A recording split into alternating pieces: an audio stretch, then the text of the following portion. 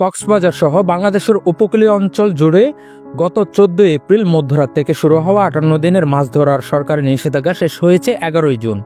এর ফলে দীর্ঘ 2 মাস পর আবারও সাগরে নামছে জেলেরা। এতে জেলেপল্লীতে খুশির আমেজ বইছে।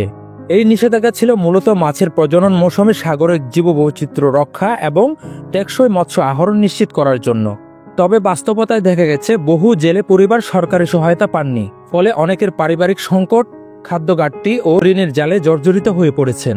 স্থানীয় জেলেরা বলেন, এত দীর্ঘ সময় ধরে উপার্জনহীন অবস্থায় থাকা খুবই কষ্টকর ছিল।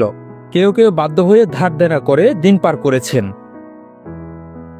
2 মাস আর বন্ধ আর কিভাবে চলিত কি মানি এন একটা হস্ত গিয়ে দে বাদ বেন্যা নিলে বেল্লা হাইনা পারি, বেল্লা লগিলে বেন্যা হাইনা পারি। দুয়া বুয়া স্কুলত তিলাম আই ফেলা বলছে স্কুলের বেতন দিতে পারি, মাস্টারের বেতন দিতে পারি, ইতারা গিয়া দিয়ে পারাইব না। জেলেরা আরো বলেন, অভাব অনটনে দিন পার করলেও কেউ খোঁজ খবর নিল না। সরকারে সবাইরে দের শুনছি, কিন্তু আমরা পাই নাই। আমরা যে গরিব গান্ডা করলে হাঁস করে খাই, আমরা হর মূল্য নাই। 2 মাস বন্ধে বন্ধ ছিল, কিন্তু আরা তো মানে সরকারের অনুদান না হয়। এদিকে 11 জুন শেষ দিন হওয়ায় বিকেল থেকে জেলেপল্লীতে প্রস্তুতি শেষ করে ট্রলার মেরামত, জ্বালানি সংগ্রহ ও প্রয়োজনীয় সরঞ্জাম গোছাতে ব্যস্ত সময় পার করছেন সকলে। স্থানীয় মৎস্য অফিস সূত্রে জানা গেছে, 12 জুন প্রথম প্রহর থেকে মাছ ধরার উপর নিষেধাজ্ঞা তুলে নেওয়া হবে।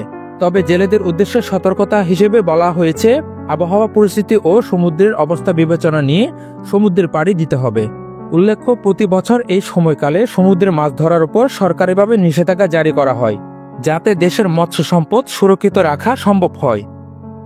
সাইফুল ইসলাম বাপ্পির ক্যামেরায় সালাউদ্দিন, CCN।